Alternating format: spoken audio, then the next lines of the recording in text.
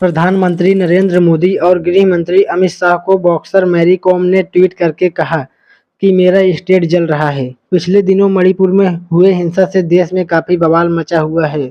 सवाल ये है कि आखिर ये हिंसा शुरू कैसे हुआ। इसे समझने के लिए मणिपुर की डेमोग्राफिक और जियोग्राफिक स्थिति को समझना जरूरी होगा। मणिपुर राज्य दो भूभाग में फैला हुआ है, जिसमें से करीबन 10% इलाका घाटी है और बाकी 90% इलाका पहाड़ी।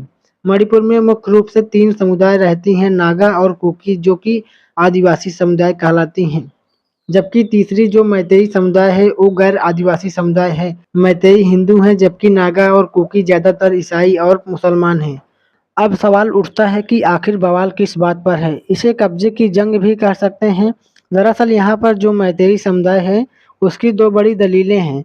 इनमें से पहली दलील ये है कि वर्ष 1949 में जब मणिपुर भारत में विलय हुआ, इससे पहले मैतेई समुदाय यानी हिंदू अनुसूचित जनजाति में ही आते थे और वो मणिपुर के मूल निवासी हैं। लेकिन विलय के बाद उनका ये दर्जा छिन गया और राज्य में मुस्लिम और ईसाइयों की संख्या बढ़ गई।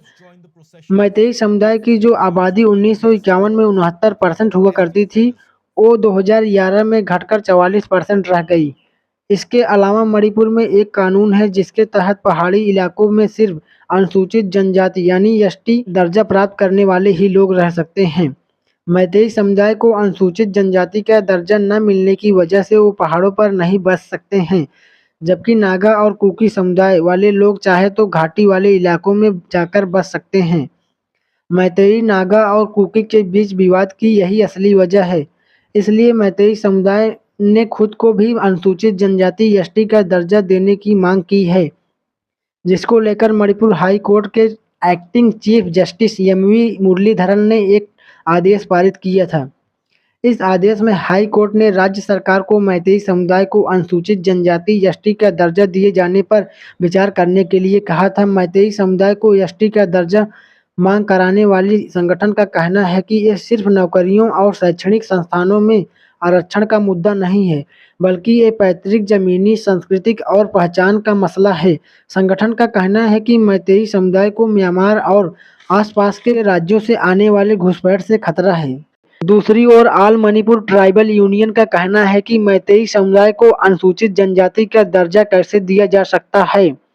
अगर उन्हें एसटी का दर्जा मिला तो वो सारी जमीनें हथिया लेंगे। बस इसी के विरोध में all tribal student union Manipur ने 3 मई बुधवार को आदिवासी एकता मार्च निकाला था। इसी दौरान चूला चांदपुर जिले में तोरबंग क्षेत्र में हिंसा भड़क गई। हालात इतने गंभीर हो गए कि सेना और पैरामिलिट्री फोर्स को तैनात करना पड़ा। मणिपुर में हुए इस हिंसा में अब तक लगभग 50 लोगों की जान चली गई, जिसके बाद मणिपुर की फेमस बॉक्सर मैरी कॉम ने ट्विटर पर प्रधानमंत्री और गृह मंत्री अमित शाह को ट्वीट करके इस समस्या को शांत करने की रिक्वेस्ट की।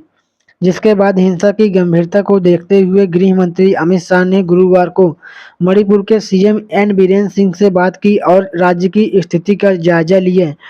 वहीं गृह विभाग के एक आदेश में कहा गया कि राज्य में शांति और सार्वजनिक व्यवस्था को बनाए रखने के लिए तत्काल प्रभाव से 5 दिनों के लिए इंटरनेट सेवाओं को निलंबित किया जाता है। इसी के साथ पूरे राज्य में मोबाइल इंटरनेट सेवाओं को भी बंद कर दिया गया। आजकल विराट कोहली और गंभीर की लड़ाई पर आपको ज्यादा आर्टिकल छपे हुए मिलेंगे। मणिपुर हिंसा के कंपेयर में मणिपुर में क्या चल रहा है इससे किसी को कोई मतलब नहीं है। यही हिंसा यदि दिल्ली के आसपास के राज्यों में हुई होती तो देश की सबसे बड़ी खबर बन चुकी होती।